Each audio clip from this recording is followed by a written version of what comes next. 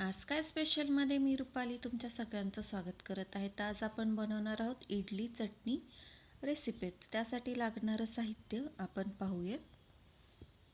ते इथे मी 1 वाटी उडदाची डाळ आणि 3 वाटी तांदूळ घेतलेले.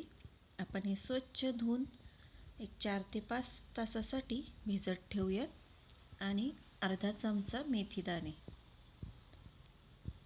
मेथीदाण्यांनी खूप छान टेस्ट येते इडलीला.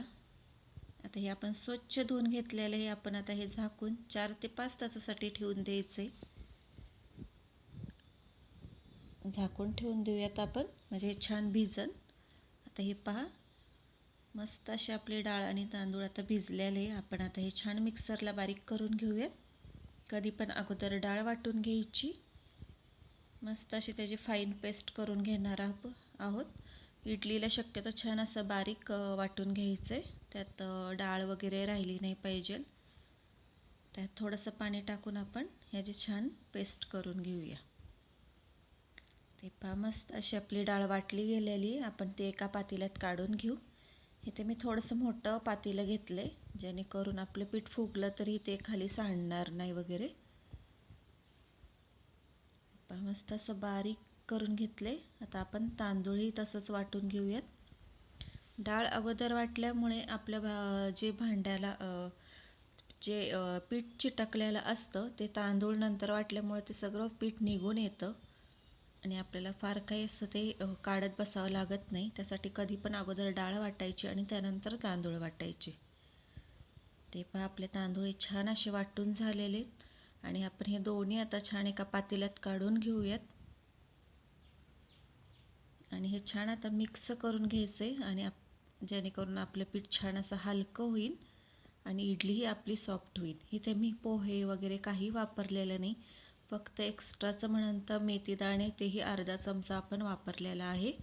त्या व्यतिरिक्त इथे मी काही वापरलेलं नाही आहे. तरी पण आपली इडली खूप छान सॉफ्ट होते. इथे मी छान असं पीठ फेटून घेतलेलं आहे. पण जेवढं पीठ फेटू तेवढं पीठ आपलं हलकं होईल आणि ते फर्मेट व्हायला मदत होईल. तर आता आपण हे झाकून ठेवू आणि दुसऱ्या दिवशी पाहू शकता पीठ छान आपलं असं फर्मेट झालेलं आहे. ते मोठं पातेलं असल्यामुळे तुम्हाला जास्त असं हे दिसत नाही आहे फुगलेलं, पण पीठ छान आपलं फर्मेट झालेलं आहे. तर आपण अगोदर आता चटणी करून घेऊया. चटणीसाठी ते मी 1 नारळ घेतला आहे, अर्धी वाटी भाजकी डाळ, 2-3 मिरच्या आणि कोथिंबीर. ते इथे आता मी चटणी वाटून घेतली आणि फोडणीसाठी जिरं, मोहरी आणि कढीपत्त्याची फोडणी केलेली. त्यात आपण ही चटणी टाकून घेऊयात. छान लागते अशी चटणी, एकदा नक्की करून पहा. आता आपण इडल्याही करून घेऊयात. इथे मी इडली पात्रात लिंबू टाकून ते आपण गॅसवरती ठेवून देऊया. पाणी उकळलं की मग आपण त्यात इडलीचं ताटं ठेवून देऊयात. आता इथे आपण पातेल्यात 2 चमचे मीठ टाकून छान असं पीठ फेटून घेऊयात. इडली प्लेटला छान असं तेल लावून घ्यायचं आहे, म्हणजे आपल्या इडल्या सहज अशा निघतात. पहा, आता आपण एक एक करून सर्व प्लेट्स इडली पात्रात ठेवून घेऊयात.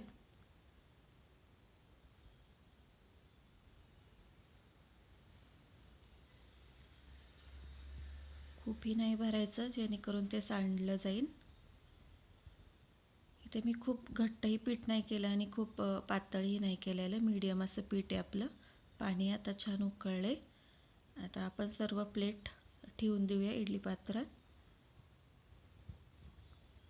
इथे मी सोडाही वापरलेला नाही इडलीला. आता एक 15 मिनिटाच्या नंतर आपल्या इडल्या तयार आहेत. हे पहा, मस्त अशी त्याची वाफ जाऊन दिली मी. इडली छान झाली आपली, फुगली आहे आणि पांढरं शुभ्रही झालेत. पाहू शकता आपण. आता एक तोडून बघूयात.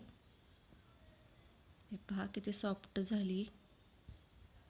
फक्त डाळ, तांदूळ आणि अर्धा चमचा मेथीदाणा आपण इथे वापरले आहे. खूप छान इडल्या होतात अशाही, अगदीच खूप काही टाकावं लागत नाही. पहा, तर ही रेसिपी तुम्हाला कशी आवडली असेल तर लाईक, शेअर आणि कमेंट